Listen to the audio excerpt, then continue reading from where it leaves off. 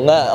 dito sa Cagayan Museum, maliban sa of course yung mandate natin na i-preserve at i-promote yung nakaraan, ay hindi din natin nakakaligtaan yung contemporary creative industries natin. So, ang paghimok natin ay yung sa mga kabataan, mabigyan sila ng espasyo na ipamalas yung kanilang talento dito sa ating panlalawigang museo sa pamagitan ng pag-host ng kanilang mga exhibition, mga technical assistance sa kanila upang mas mapagaling pa nila yung kanilang sining at sa pagtulong sa kanila sa pagmamarket at pag-promote ng kanilang mga likha.